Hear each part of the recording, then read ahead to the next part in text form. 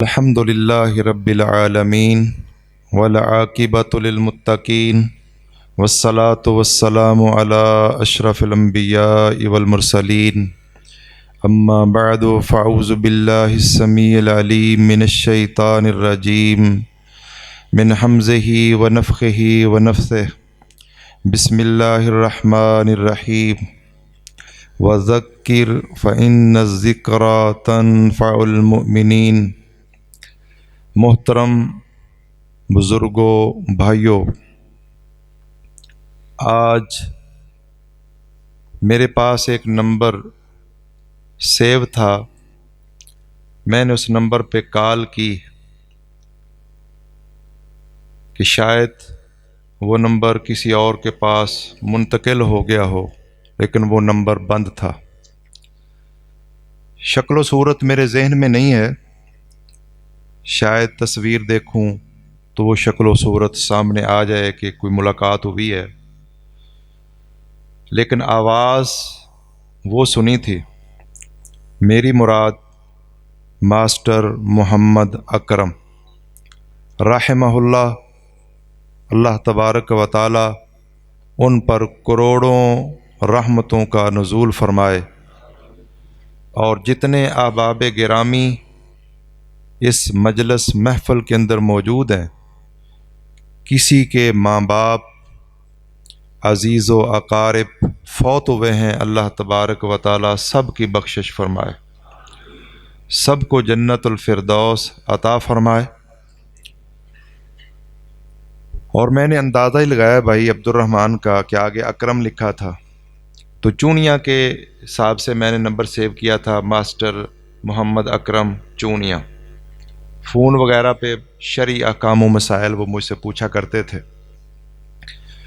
اللہ تعالیٰ ان کی یہ دینی وابستگی اپنی بارگاہ کے اندر قبول و منظور فرمائے۔ اس مرکز کے بانی بھی وہ ہیں، یہ مرکز جس کے وہ بانی ہیں، اللہ تعالیٰ ان کے لیے عظیم صدقہ جاریہ بنائے، اور قیامت تک اس ادارے کو اللہ تعالیٰ شاد آباد رکھے، اور اس کے اندر دن دگنی رات چگنی اللہ تبارک و تعالیٰ ترقی فرمائے۔ ہمارے لیے ایک سبق ہے کہ اس دنیا میں اگر کسی نے رہنا ہوتا تو وہ انبیاء کرام کی ہستیاں دنیا کے اندر زندہ رہتی، اور خصوصاً پیارے پیغمبر محمد مصطفیٰ صلی اللہ علیہ وآلہ وسلم اس دنیا میں زندہ رہتے، لیکن جب وہ نہیں رہے تو ہم نے بھی نہیں رہنا۔ اور یہ شیطان کا ایک بہت بڑا دھوکہ ہے کہ ہمیں وہ مستقبل کی لمبی امیدیں جو ہیں وہ دکھاتا ہے، بڑی دور کی ہم پلان کرتے ہیں۔ بالکل مستقبل کی پلان کرنی چاہیے، لیکن اصل ہمارا مستقبل جو ہے وہ ہماری جنت ہے، اس کی پلاننگ ہر لمحے ہر وقت ہمارے سینے کے اندر، ہمارے دل کے اندر ہونی چاہیے۔ محترم بزرگوں، بھائیوں، چند میں گزارشات کروں گا، امید ہے آپ انشاءاللہ بڑے ذوق اور شوق کے ساتھ انشاءاللہ سنیں گے۔ قرآن مجید سے بڑھ کر کوئی نعمت اس کائنات میں، اللہ کی نعمتوں میں سے کوئی نعمت نہیں ہے۔ محمد الرسول اللہ صلی اللہ علیہ وسلم عظیم ترین نعمت ہیں، رب کا قرآن بڑی عظیم ترین نعمت ہے، اور یہ قرآن صاحب قرآن محمد ذی شان صلی اللہ علیہ وآلہ وسلم ہم سب اس پر قربان، ان پر قربان، ان کے اوپر نازل ہوا ہے۔ قرآن مجید کے اندر کتنی آیات ہیں بھائی؟ 6666 کا قول زبان زد عام ہے، لیکن یہ قول درست نہیں ہے۔ قرآن مجید میں 6666 آیات نہیں، 6236 آیات ہیں۔ قرأت حفص جو ہم پڑھتے ہیں نا، اس کے مطابق کتنی آیات ہیں؟ 6236 آیات ہیں۔ اور قرآن مجید کی یہ بات ذرا، یہ میرا درس جو ہے نا، یہ آپ نے ایک سبق میرا سمجھنا ہے۔ تقریر تو خطباء کرتے ہیں، بڑے بڑے واعظین کرتے ہیں، تو میں ایک مدرس آدمی ہوں، تو کوشش کروں گا کہ آپ کو کچھ سبق دوں، کچھ آپ سے سیکھوں، کچھ آپ کو سکھاؤں۔ 6000 بولیں بھائی 236 آیات ہیں۔ صحیح مسلم کی شرح لکھی ہے علامہ ابی مالکی نے۔ علامہ ابی مالکی رحمہ اللہ، انہوں نے کہا ہے کہ قرآن مجید کی ہر آیت 3 معجزات پر مشتمل ہے۔ کتنے معجزات پر؟ قرآن کی ہر آیت میں 3 معجزے موجزن ہیں۔ کون کون سے؟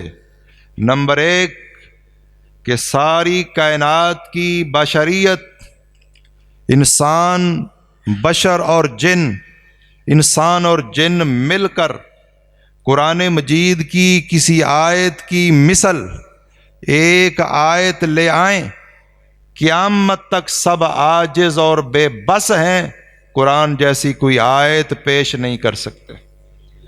ہر آیت اس اعتبار سے ایک معجزہ ہے۔ اور دوسرا معجزہ کہ ساری کائنات کے لوگ، اسلام کے مخالفین، پورا زور آزما کے دیکھ لیں، قرآن مجید کی کسی آیت میں کسی لفظ تو دور کی بات، کسی حرف کا اضافہ کر دیں اور اضافہ کر کے کامیاب ہو جائیں، مسلمانوں میں وہ قرآن رائج ہو جائے، ایسا بھی نہیں کر سکتے۔ اور تیسرا معجزہ ہر آیت کا کہ ساری کائنات کے لوگ، عرب و عجم، انسان اور جن، سب مل کر کسی آیت کے اندر کوئی ایک لفظ کم کر دیں، لفظ تو درکنار، کوئی ایک حرف کم کر دیں اور اس میں کامیاب ہو جائیں، وہ قرآن مسلمانوں میں رائج فائز ہو جائے، یہ بھی قیامت تک نہیں کر سکتے۔ تو ہر آیت میں کتنے معجزات ہوئے؟ 3 معجزات۔ مثل لانے سے ساری انسانیت عاجز، قرآن کی کسی آیت میں اضافہ کرنے سے عاجز، قرآن کی کسی آیت میں کمی کرنے سے عاجز۔ 6236 آیات قرآن پاک کی، ہر آیت میں 3 معجزے، گویا کہ قرآن مجید 18708 معجزات پر صرف اسی انداز میں مشتمل ہے۔ بات سمجھ گئے؟ انبیاء کرام کے معجزات اس دور کے مطابق انہیں دیے گئے، وقت کے ساتھ ساتھ انبیاء کرام کا تسلسل دنیا سے ختم ہوتا چلا گیا، ان کے حصی معجزات وہ بھی ختم ہوتے چلے گئے۔ پیارے پیغمبر صلی اللہ علیہ وسلم، آپ کو حصی معجزات بھی دیے گئے اور مانوی معجزات بھی دیے گئے۔ ان مانوی معجزات میں سے ایک معجزہ رب کا قرآن ہے، رحمان کا کلام۔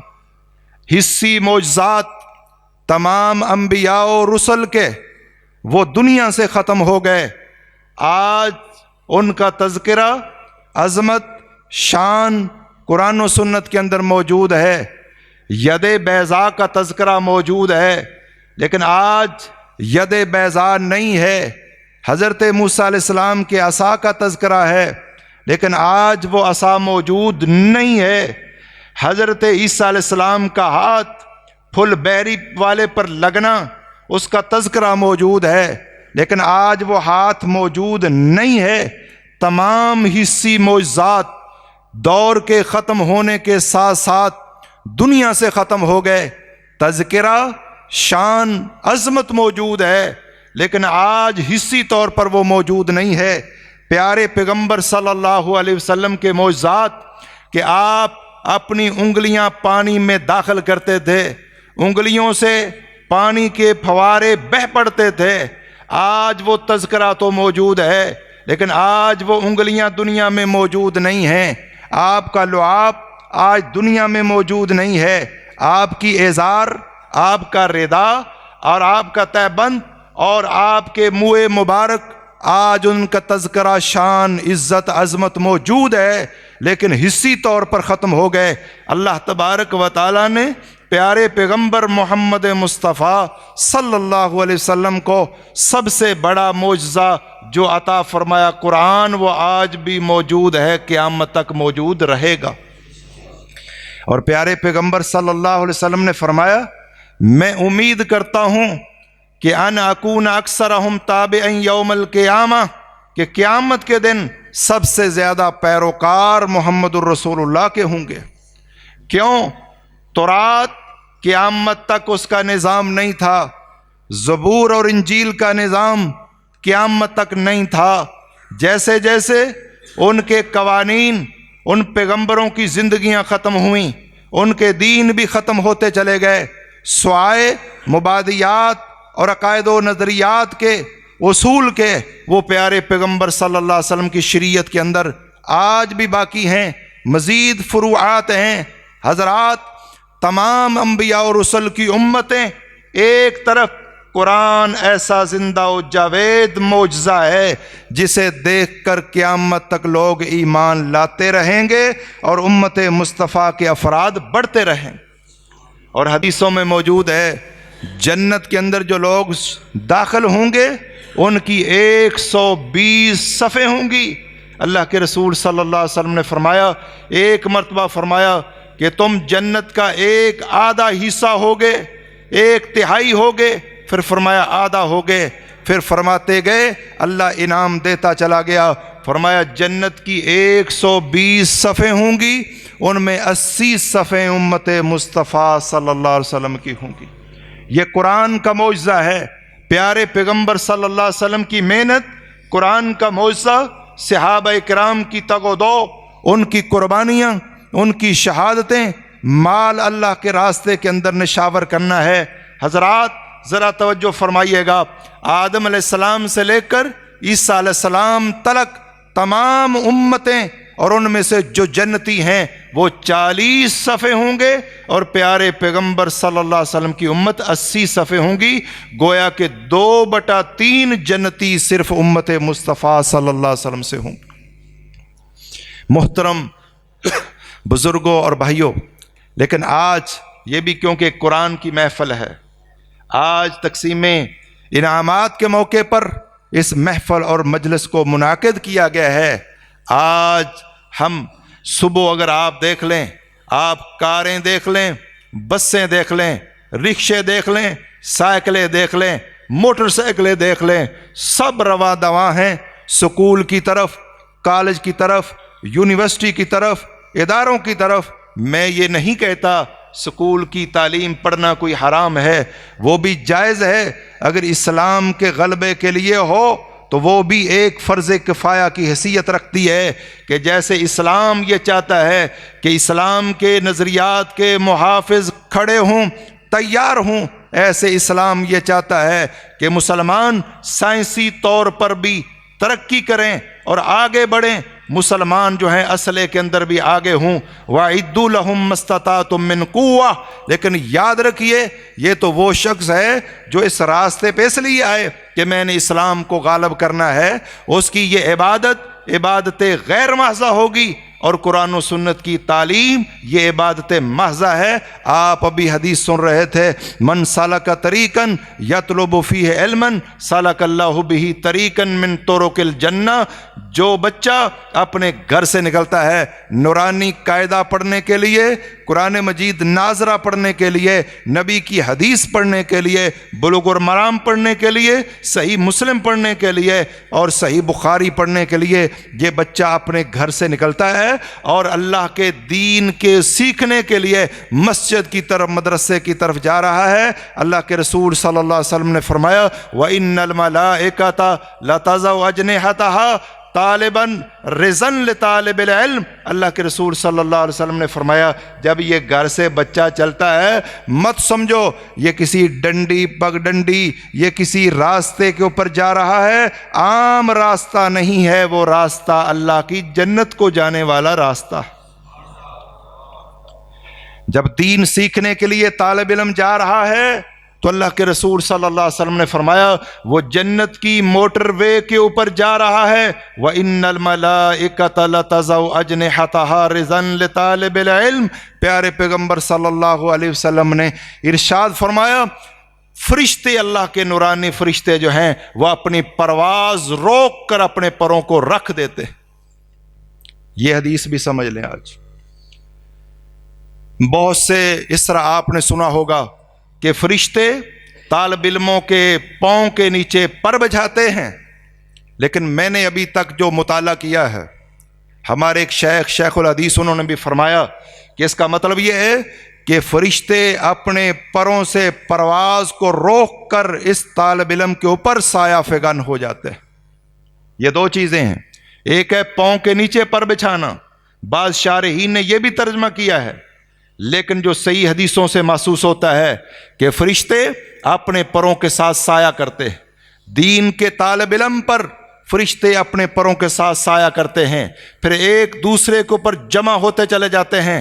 جیسے آپ علماء سے وہ حدیث سنتے ہیں نا کہ علم کی مجلس ہو، مذاکرہ ہو، اللہ کا ذکر ہو تو فرشتے آسمانوں تک جمع ہو جاتے ہیں، پروں کے ساتھ سایہ فغن ہو جاتے ہیں، سایہ کرتے ہیں اس مجلس پر۔ اسی طرح دین کے اس طالب علم پر فرشتے اپنی پرواز کو روک کر اپنے پروں کے ساتھ سایہ کرتے کرتے آسمان تک پہنچ جاتے ہیں۔ وَإِنَّ الْعَالِمَ لَيَسْتَغْفِرُ لَهُ مَنْ فِي السَّمَاوَاتِ وَمَنْ فِي الْأَرْضِ۔ اللہ کے رسول صلی اللہ علیہ وسلم نے فرمایا، ابھی آپ حدیث سن رہے تھے، جب یہی طالب علم پڑھتے پڑھتے صحیح بخاری پڑھ کر دین کا عالم بن جاتا ہے، اللہ تبارک و تعالی آسمان کے فرشتے جو اس پر سایہ فگن تھے، اب آسمان کے فرشتے جو ہیں وہ اس کے لیے بخشش طلب کرتے ہیں۔ فرشتے دعائیں کر رہے ہیں، اللہم اغفر لہ، اے اللہ اس کو بخش دے، اے اللہ اس کو معاف فرما دے، اس پہ رحم فرما دے۔ آسمان کے فرشتے اس کے لیے دعائیں کرتے ہیں۔ فرمایا من فی السماوات و من فی الارض، صرف آسمان کے فرشتے نہیں، آسمان کی مخلوقات، زمین کی مخلوقات سب اس کے لیے دعائیں کرتی ہیں۔ فرمایا یہاں تک کہ سمندر کی لہروں کے اندر بسنے والی، چلنے والی، تیرنے والی مچھلیاں وہ بھی اس کے لیے دعائیں کرتی ہیں۔ حتی النملہ فی جوہرہا، یہاں تک کہ چیونٹی جو ہے اپنے بل کے اندر وہ بھی دین کے عالم کے لیے دعا کرتی ہے کہ اللہ تبارک و تعالیٰ اس کو بخش دے۔ جس طرح ہم چاہتے ہیں نا، بھئی ذرا غور فرمائیے گا، ذرا دیکھیے گا، انداز دیکھیے گا، اگر پنجاب یونیورسٹی میں کسی کے بیٹے کی پہلی پوزیشن آئے، ایک بہت بڑا مجمع جمع ہو، تقریب منعقد ہو، ویڈیو بن رہی ہو، دنیا پر نشر ہو رہی ہو اور لاکھوں دنیا اس کو دیکھ رہی ہو، اور اس کے بیٹے کے اوپر، سر کے اوپر تاج رکھا جائے اور پروٹوکول دے کے پوزیشن دی جائے، کس قدر خوشی کی انتہا ہوگی۔ آپ میں سے جن کی پوزیشنیں آئی ہوں گی، اللہ کا فضل الحمدللہ، سکول میں بھی مدرسے میں بھی یہ اعزاز جب انسان کو ملتا ہے اس کو کتنی خوشی ہوتی ہے، اس کے والدین کو، ماں باپ کو، بھائیوں کو، عزیزوں کو کس قدر خوشی ہوتی ہے۔ لیکن آپ ذرا اس منظر کا اندازہ کیجئے، کل قیامت کا دن ہوگا، ادھر قرآن مجید کو حفظ کرنے والا اور قرآن کا عالم بننے والا یہ آئیں گے، اللہ تبارک و تعالی الگ الگ انعامات سے نوازیں گے۔ قرآن کے عالم کے سر کے اوپر اللہ تبارک و تعالی ایک تاج رکھے گا، اور اولین آخرین تمام انسان اور تمام جن جو ہیں میدان محشر کے اندر جمع ہے، قیامت کا دن ہے، سب لوگ وہاں پہ جمع ہے، اور یہ پہاڑ اور یہ وادیاں یہ سب مٹا کر ہموار میدان بنا دیا جائے گا، سب جمع ہیں، اور نظر کے اندر سامنے کوئی رکاوٹ نہیں ہوگی۔ جب کیا حال ہوگا اس وقت، کیا شان ہوگی، کیا عظمت ہوگی ان والدین کی، اس عالم دین کی، اس قاری قرآن کی، جس قاری قرآن عالم دین کے سر پہ تاج سجایا جائے گا، جس تاج کے سامنے سورج کی روشنی ماند پڑ جائے گی، اور عالم دین کے ماں باپ کو ایک ایک پوشاک پہنائی جائے گی، ایک پوشاک دنیا وما فیہا پوری دنیا کا نظام، شرقن غربن شمالن جنوبن، پوری دنیا کی معدنیات، جواہرات، پوری دنیا کا سونا، یہ چاندی، قیمتی دھاتیں اور سارا نظام سب ایک طرف، جو عالم دین قاری قرآن کے ماں باپ کو جوڑا پہنایا جائے گا وہ پوری کائنات سے زیادہ قیمتی ہوگا، اور یہ پوری کائنات کے سامنے منظر ہوگا۔ اور آپ اندازہ کیجئے اس وقت انسان کی خوشی کا عالم کیا ہوگا، اس عالم دین کی خوشی کا عالم کیا ہوگا، اس حافظ قرآن قاری قرآن کی خوشی کا عالم کیا ہوگا جس نے قرآن کے اوپر عمل کیا، جس عالم نے قرآن حدیث پر عمل کیا ہوا ہوگا اس کا عالم کیا ہوگا، اس کے والدین کی خوشی کا عالم کیا ہوگا۔ کیا ہم نہیں چاہتے کہ اللہ تبارک و تعالی ہمیں ان انعامات سے نوازے؟ حضرات، اس لیے عزم کر لیجئے خود بھی قرآن کے طالب علم بن جائیے۔ اگر آپ کے پاس وقت نہیں ہے، گھر بیٹھے آن لائن کلاسیں بھی چل رہی ہیں، گھر بیٹھے درس نظامی کے کورس بھی اب تو چل رہے ہیں، 4 سال کے اندر کم و بیش، اور ہفتے میں 4 دن کی کلاس 2 گھنٹے رات کو عشاء کے بعد، یہ آن لائن کلاسیں چل رہی ہیں جس میں حدیث، نحو، صرف، اصول حدیث، اصول فقہ، یہ سارے علوم و فنون موٹے موٹے پڑھائے جاتے ہیں۔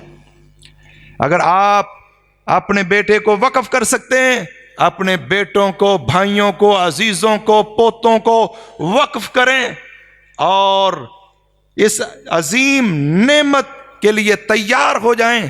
اور اگر اتنا وقت نہیں ہے تو آن لائن کلاسیں بھی موجود ہیں، ان کے طالب علم بن جائیے۔ اگر اتنا وقت بھی نہیں ہے، اپنے گھروں کے اندر رب کا قرآن ترجمہ تفسیر کے ساتھ رکھیے، صحیح بخاری، صحیح مسلم ترجمہ اور شرح کے ساتھ رکھیے، اور روزانہ کی بنیاد پر طالب علم بن جائیے۔ ایک وقت ضرور نکالیے جس میں آپ رب کا قرآن پڑھیں، محمد رسول اللہ کا فرمان پڑھیں، تاکہ ایمان تازہ رہے۔ آج دنیا میں جب ہم گھر سے باہر نکلتے ہیں، بلکہ گھر کے اندر اب تو لحاف اور رضائی کے اندر بھی فتنہ ہے۔ موبائل کے اندر کون سا فتنہ نہیں ہے جو موبائل کے اندر آ چکا ہے برائی کے حوالے سے۔ اور یہ بات بھی یاد رکھیے، آج وہ تمام گمراہ فرقے، خوارج، معتزلہ، جہمیہ اور اس طرح کے جتنے بھی قدریہ، جبریہ، روافض، وہ سارے نئی شکل و صورت کے اندر۔ بعض علماء نے یہ لکھا ہے نا کہ وہ نام بھی مٹ گئے، آج ہم انہی کو پڑھ رہے ہیں۔ ایسا نہیں ہے، اگرچہ وہ نام مٹ گئے لیکن نظریات وہی ہیں، بس کسی نے کوئی نظریہ لے لیا ہے، کسی نے کوئی نظریہ لے لیا ہے، کوئی کسی نظریے پہ آ گیا، لیکن گمراہ فرقوں کے تمام نظریات آج بھی موجود ہیں۔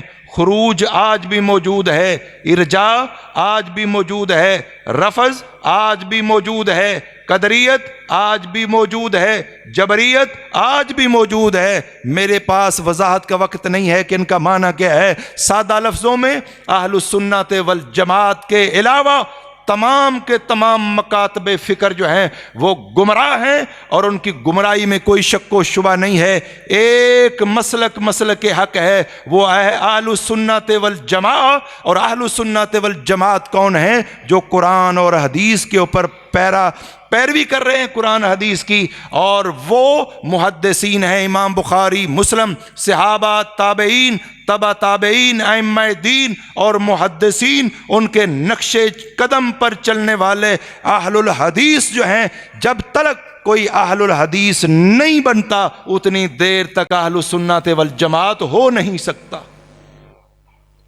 بات اچھی طرح سمجھ لیجئے، خوارج سب کا اتفاق ہے کہ گمراہ فرقہ ہے، روافض سب سنیوں کا اتفاق ہے کہ گمراہ فرقہ ہے، قدریہ سب کا اتفاق ہے، گمراہ فرقہ ہے۔ دیوبندی ہوں، بریلوی ہوں، اہل حدیث ہوں، حنفی، شافعی، مالکی، حنبلی، سب سمجھتے ہیں قدری گمراہ ہیں جنہوں نے تقدیر کا انکار کر دیا، جبری گمراہ ہیں جنہوں نے کہا کہ انسان کے اندر کوئی اختیار نہیں ہے، انسان مجبور بے بس ہے، قدرت اس سے کرواتی ہے۔ تقدیر میں جو لکھا ہے انسان باؤنڈ ہے وہ کرے گا۔ انسان کا اپنا نہ کوئی اختیار ہے، نہ وہ نیکی کر سکتا ہے نہ برائی کر سکتا ہے۔ انسان کے پاس کوئی اختیار نہیں ہے۔ یہ جبریہ ہے، یہ بھی گمراہ فرقہ ہے۔ دوسرا قدریہ تقدیر کا انکار کرنے والے، وہ بھی گمراہ، کہتے ہیں کوئی تقدیر نہیں ہے، کچھ تقدیر میں لکھا ہوا نہیں۔ انسان اپنے افعال کا خالق خود ہے، جو انسان کرنا چاہے وہی ہوتا ہے۔ اور بعض تو یہاں تک کہ اللہ کو نعوذ باللہ پہلے پتہ بھی نہیں ہوتا کہ اس نے کیا کرنا ہے، یہاں تک گمراہ ہیں۔ یہ بھی گمراہ فرقہ ہے۔ اہل السنت والجماعت اس مسئلے کے اندر دیوبند، بریلوی، اہل حدیث سب کا اتفاقی مسئلہ ہے کہ انسان اللہ تبارک و تعالیٰ نے تقدیر لکھی ہے، نہ مجبور ماض ہے نہ مختار کل ہے۔ اللہ تبارک و تعالیٰ نے بندے کو اختیار دیا ہے۔ اور یاد رکھیے اب تقدیر کا مسئلہ آیا ہے، تھوڑی سی وضاحت بھی کیے دیتا ہوں۔ جناب توجہ کیجئے، یہ مطلب نہیں ہے تقدیر کا کہ انسان نے لکھ کر بندے کو مجبور کر دیا ہے، بلکہ یہ مطلب ہے کہ انسانوں جنوں نے جو کرنا تھا اللہ نے اپنے علم کی بنیاد پر پہلے اس کو لکھ دیا۔ یہ مطلب نہیں کہ انسان کو اللہ نے لکھ کر مجبور کیا ہے، ایسا ہرگز نہیں ہے۔ یہ تو جبریہ کا نظریہ ہے، یا تقدیر کوئی نہیں، یہ قدریہ کا نظریہ ہے۔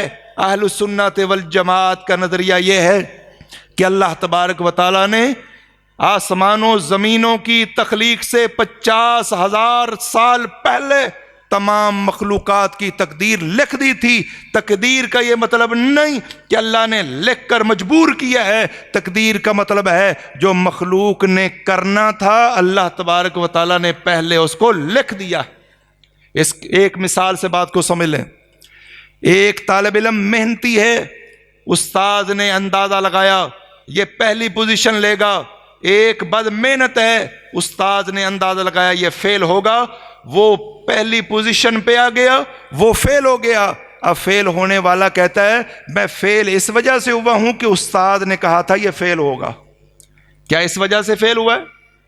اپنے کرتوت اور بد محنتی کی وجہ سے فیل ہوا ہے۔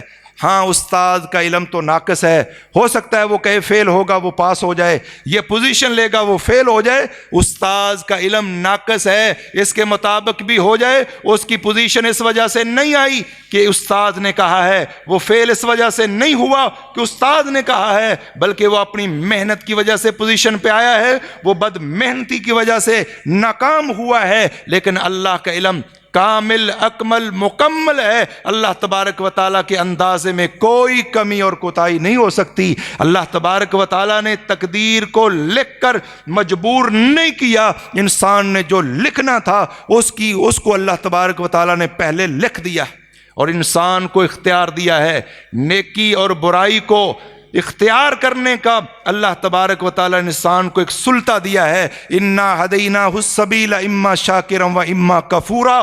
ہم نے انسان کو ہدایت کا راستہ بھی دکھا دیا، گمراہی کا وہ شکر گزار بنتا ہے یا نہ شکرہ بنتا ہے۔ اللہ تبارک و تعالیٰ نے دونوں راستوں کا اختیار دیا ہے، اور انسان نے جو اختیار کرنا تھا اللہ نے اس کو پہلے لکھ دیا۔ محترم بھائیو، بات میں یہ کر رہا تھا کہ آج وہ تمام گمراہیاں بھی موجود ہیں اور جدید گمراہیاں بھی موجود ہیں، اور الحاد یہ کوئی آج کا نہیں ہے، 2500 سال پرانا الحاد، ایتھیزم جو ہے یہ بہت پرانا ایک مذہب، لا مذہب لوگ جو ہیں آج وہ بڑے پر تول رہے ہیں اور مباحثے کر رہے ہیں، اور عام مسلمان جو ہے اسے علم ہی نہیں ہے کہ اس کا جواب کیا ہے۔ اس لیے اس دور کے اندر اب ضرورت ہے کہ ہم علماء کو تیار کریں، فضلاء کو تیار کریں، اور اس کے لیے ذہین ترین طلباء اپنے بیٹے، بھتیجے، بھانجے، پوتے، نواسے، ذہین ترین ان کو بہترین پڑھا کر اسکولوں میں اچھی تعلیم دلوا کر پھر معیاری مدارس کے اندر ان کو بھیجیں، تاکہ وہ پڑھ کر اس وقت کا جو الحاد ہے، اس وقت کی جتنے بھی گمراہیاں ہیں اس وقت کی، ان کا مقابلہ کر سکے، علوم و فنون کو سمجھ سکے، انگلش کو جان سکے، عربی بول سکے، عربی میں مکالمہ کر سکے، انگلش میں کر سکے۔ آج مدارس جو ہیں اللہ کے فضل و کرم سے اس طرف اپنا سفر ان کا جاری ہے کہ یہ آج کے جو تقاضے ہیں اس کے مطابق اپنے تعلیمی نظام اور سسٹم کو بنا کر مستقبل میں آنے والے جو خطرات ہیں اللہ تبارک و تعالیٰ کے فضل و کرم سے ان خطرات سے نپٹنے کے لیے آج آپ بھی تیار ہو جائیں اور عزم کر لیں اپنے بیٹوں کو، بھائیوں کو اور عزیزوں کو اس کام کے لیے وقف کریں جو ذہین ترین ہے۔ یہ بہت افسوس کی بات ہے اور ایک المیہ ہے، آج ہم مدارس کو وہ بیٹے اکثر بھائی الا من رحم ربی جن پر رب کا فضل ہے، ان پر اللہ کا فضل ہے، وہ ذہین ترین۔ میں نے ایک مولانا صاحب آئے تو میں نے کہا آپ نے اپنے اس بیٹے کو داخل کروایا ہے دوسرے کو کالج میں، وہ زیادہ ذہین ہے؟ تو وہ کہنے لگے نہیں مولانا یہ زیادہ ذہین ہے جو مدرسے میں لے کر آؤ۔ اور الحمدللہ وہ بڑا ذہین بچہ تھا، بہترین انداز میں اب بھی دین کی خدمت کر رہا ہے۔ لیکن اکثر کیا ہوتا ہے کہ ہم وہ بچہ مدرسے میں لے جاتے ہیں جو سکول چل نہ رہا ہو یا فیل ہو گیا ہو، ہاں کوئی حفظ کے شعبے سے آ جائے ذہین بچہ، یا وہ بد محنت ہو ذہین لیکن ادھر چل نہیں رہا، مدرسے میں بھیج دیا، اللہ نے اس کا سینہ کھول دیا، ذہین تھا اور اللہ تبارک و تعالیٰ نے مرتبوں پہ فائز کر دیا۔ لیکن بھائیو بات ہے اس سوچ کی۔ میں ایک مثال سے آپ کو سمجھانا چاہتا ہوں، یہ مثال ذرا سمجھیں۔ یہ 1/3 اسلام جو ہے نا اس کی طرف بھی اس کا اشارہ ہے، انما الاعمال بالنیات وانما لکل امرئ ما نوی۔ یاد رکھیے، مجھے یہ حدیث میں نے پڑھی ہے، اس حدیث کا بے شمار لوگوں کو علم نہیں ہے اس کا معنی کیا۔ ہمارے ہاں یہی معنی سمجھا جاتا ہے انما الاعمال بالنیات کا معنی کیا ہے کہ نیت اچھی ہے یا بری ہے، یہ اگلے ٹکڑے کا معنی ہے۔ وَإِنَّمَا لِكُلِّ امْرِئٍ مَّا نَوَىٰ، انما الاعمال بالنیات کا معنی بھی بعض نے یہ کیا ہے، لیکن اصل جو عبارت النص ہے اس کا مطلب ہے انما الاعمال بالنیات، کہ کام کرتے وقت تمہاری نیت تھی یا نہیں تھی۔ بس ٹونٹیوں پہ بیٹھے ہوئے ویسے تم نے ہاتھ دھوئے، کلی بھی کی، چہرہ بھی دھویا، لیکن ذہن میں وضو کی نیت نہیں، وضو نہیں ہے۔ مٹی کے اندر لوٹ پوٹ ہوئے، تیمم کی نیت نہیں تھی، تیمم نہیں ہے۔ صبح سے لے کر شام تک نہ کھایا ہے، نہ پیا ہے، نہ عمل زوجیت کیا ہے، یہی 3 چیزوں سے رکنے کا نام روزہ ہے، لیکن نیت کے ساتھ روزہ ہوتا ہے۔ اگر یہی شخص جس نے صبح سے شام تک نہ کھایا، نہ پیا، نہ عمل زوجیت کیا، اگر اس کے ذہن میں نیت ہوتی تو روزہ بھی ہو جاتا، لیکن چونکہ اس کے ذہن میں نیت نہیں ہے اس کا روزہ نہیں ہے۔ سادہ لفظوں میں بات کو سمجھا دوں۔ ایک مرتبہ ایک انسان نے بویا اصل سے مجھ سے مسئلہ پوچھا کہ صبح پروگرام تھا تھریشر لگانے کا، تو رات میں نے روزے کی نیت نہیں کی، اب 6 بجے ہیں، 7 بجے ہیں، 8 بجے ہیں، بارش ہو گئی ہے، اب تھریشر نہیں لگا سکتے، تو کیا میں روزے کی نیت کر لوں؟ کیونکہ رمضان کا روزہ تھا، رمضان کے روزے کی نیت فجر سے پہلے اگر نہیں ہے تو اس کا کوئی روزہ نہیں۔ مثلا کسی نے سفر پہ جانا ہے، رات اس نے روزے کی نیت نہیں کی اور اس نے کھایا پیا بھی نہیں، 9 بجے 8 بجے ذہن بناتا ہے کہ میں روزہ رکھ لوں، انما الاعمال بالنیات، جب نیت نہیں ہے فجر سے پہلے فرضی روزے کی تو کوئی روزہ نہیں۔ بات کر رہا تھا، ایک عالم دین تھے، کتاب پڑھتے تھے، ایک تنکا بطور نشانی وہاں رکھ دیتے تھے، کسی کو طالب علم کو شرارت سوجی، وہ تنکا نکال دیا، جب کتاب کو انہوں نے پڑھا، کھولا، کوئی سمجھ نہیں آئی، کتنی پڑھ چکا ہوں، کتنی باقی ہے، چنانچہ اس طالب علم کو اپنے ذہن میں مخاطب کر کے کہتے ہیں مجھے تیرے تنکا نکالنے کا کوئی افسوس نہیں ہے۔ یہ بات ذرا سمجھنا، یہی اصل بات ہے۔ وہ اس طالب علم کو کہتے ہیں، وہ شیخ عالم، مجھے تیرے تنکا نکالنے کا افسوس نہیں ہے، افسوس مجھے تیری اس نیت پر ہے جس نیت کے ساتھ تو نے تنکا نکالا ہے، تیلا کیوں کڈیا۔ بات سمجھ گئے کہ اگر یہ دین کی کتاب ہے، میں دوبارہ پڑھ لوں، پیچھے سے پڑھ لوں، کوئی مسئلہ نہیں ہے، ثواب بھی ہوگا، دہرائی بھی ہوگی، مسائل احکام یاد بھی ہوں گے، مجھے پیچھے سے پڑھنے کا کوئی افسوس نہیں ہے، کوئی مسئلہ بھی نہیں ہے، لیکن افسوس مجھے تیری اس نیت پر ہے جس نیت کے ساتھ تو نے تنکا نکالا ہے۔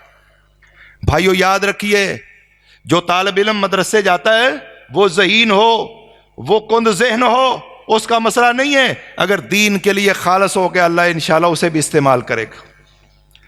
لیکن ہماری نیت کہ ہم ذہین ترین بیٹا بچہ سکول کالج کی طرف روانہ کریں اور کمزور بچے کو مدرسے کی طرف، یہ نیت اچھی نہیں ہے۔ اللہ تبارک و تعالی ہاں ذہین کو بھی بھیجیں، اور جس کا ذہن کم ہے اللہ کے ہاں پتہ نہیں کس کو اللہ تبارک و تعالی نے قبول کر لینا ہے، چن لینا ہے۔ حضرات آخری حدیث بیان کر کے آپ بڑی دیر سے بیٹھے ہوئے ہیں، پیارے پیغمبر صلی اللہ علیہ وسلم کا فرمان آپ نے سنا ہے، خیرکم من تعلم القرآن وعلمہ، لہذا سب دین کے طالب علم بن جاؤ۔ ان دینی اداروں کے، یہ حفظ کا ادارہ ہے، ناظرے کا ادارہ ہے، ترجمۃ القرآن کا ادارہ ہے، ترجمے کے طالب علم بن جاؤ۔ جس نے ناظرہ، بعض بزرگ ناظرہ نہیں پڑھ سکتے ہوتے، پڑھے ہوتے، وہ ناظرے کے اندر داخل ہو جائیں، کوئی صورتیں یاد کرنے والے بن جائیں، گویا کہ یہ سارا محلہ گرد و نواز ہے، کسی نہ کسی شعبے کے اندر آپ داخل ہو جائیں۔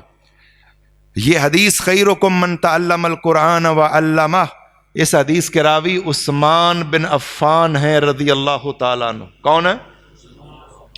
عثمان بن عفان رضی اللہ تعالیٰ عنہ، جو رسول اللہ صلی اللہ علیہ وسلم کے دورے داماد ہیں۔ ان سے اس حدیث کو بیان کرنے والے ابو عبد الرحمن السلمی ہیں۔ ابو عبد الرحمن السلمی کہتے ہیں میں نے حضرت عثمان سے یہ حدیث سنی ہے اور اس وقت سے قرآن پڑھانے کے لیے بیٹھ گیا ہوں اور آج تک قرآن پڑھا رہا ہوں۔ کہاں سے لے کر کہاں تک؟ حضرت عثمان کی خلافت سے لے کر، حضرت عثمان کی خلافت سے لے کر حجاج بن یوسف کی گورنری تک، یہ تو بخاری کے اندر موجود ہے۔ ابو عبد الرحمن السلمی کہتے ہیں یہ حدیث، ایک حدیث سن کر میں بیٹھ گیا ہوں مسند پر، رب کا قرآن پڑھا رہا ہوں۔ حافظ ابن حجر رحمہ اللہ نے فتح الباری کے اندر وضاحت فرمائی ہے یہ کتنا عرصہ بنتا ہے جو ابو عبد الرحمن السلمی نے ایک حدیث سن کر مصلی پہ بیٹھ کر رب کا قرآن پڑھایا ہے۔ کہتے ہیں اگر علم نہیں ہو سکا، اگر حضرت عثمان کی خلافت کا آغاز لیا جائے، حجاج بن یوسف کی گورنری کا اختتام لیا جائے، یہ 72 سال بنتے ہیں، 3 مہینے کم ہیں، اور اگر عثمان کی خلافت کا اینڈ اختتام لیا جائے، حجاج بن یوسف کی گورنری کا آغاز لیا جائے، تب بھی یہ 38 سال بنتے ہیں۔ فرماتے ہیں اب علم نہیں کہ انہوں نے کب حضرت عثمان کے دور خلافت کے کس سال آغاز کیا ہے، حجاج بن یوسف کی گورنری کے کس سال وہ یہ ارشاد فرما رہے ہیں، ہم اوسط نکال لیں تب بھی یہ 50-55 سال بنتے ہیں۔ ایک حدیث سن کر مصلی مسند پہ بیٹھ کر ابو عبد الرحمن رحمہ اللہ تابی قرآن پڑھا رہے۔ اس لیے میں گزارش کروں گا تمام بزرگوں سے، نوجوانوں سے، ننھے منھے پھولوں سے کہ قرآن کے طالب علم بن جائیں، قرآن کو پڑھیں، ناظرہ پڑھیں، حفظ کریں اور تجوید کے ساتھ پڑھیں، محنت کریں، پھر آگے دینی اداروں میں جائیں۔ آج تو الحمدللہ دینی اداروں کے اندر جہاں درس نظامی کا کورس کروایا جاتا ہے وہاں ساتھ ساتھ ڈبل MA کی تعلیم تک بھی انتظام الحمدللہ موجود ہے۔ آپ کے قریب جامعہ محمد بن اسماعیل البخاری، وہاں بھی اللہ کے فضل و کرم سے 8 سالہ کورس جو ہے، پہلے 7 سالہ تھا، ہم نے مزید اس کو 8 سالہ کر کے باقاعدہ سکول کالج کی تعلیم کا بھی انتظام، اور پنجاب یونیورسٹی سے BA جو ہے پرائیویٹ یہ دینی طالب علم کرے گا، اور شہادت العالمیہ وفاق المدارس کی جو MA کی ڈگری ہوتی ہے وہ MA اسلامیات اور MA عربی کے برابر، گویا کہ ڈبل MA کے برابر پاکستان کی حکومت اس کو تسلیم کرتی ہے، اس کا معادلہ ہوتا ہے۔ اس لیے آئیے دینی اداروں کی طرف، اللہ تبارک و تعالی اس دارے کو شاد اور آباد رکھے، اور اس دارے کے بانی ماسٹر محمد اکرم صاحب اور ان کے رفقا، تمام جماعتی احباب معاونین، منتظمین اور مدرسین سب پر اپنی رحمتوں کی برکھا برسائے اور سب کے اوپر اللہ تبارک و تعالیٰ رحم فرمائے، کاروباروں کے اندر کاروبار میں برکتیں فرمائے اور ہر قسم کی پریشانی سے محفوظ فرمائے۔ کوئی مشکل میں ہے اللہ تعالیٰ مشکلات آسان فرمائے۔ وما توفیقی الا باللہ، سبحان ربک رب العزت عما یصفون وسلام علی المرسلین والحمد للہ رب العالمین۔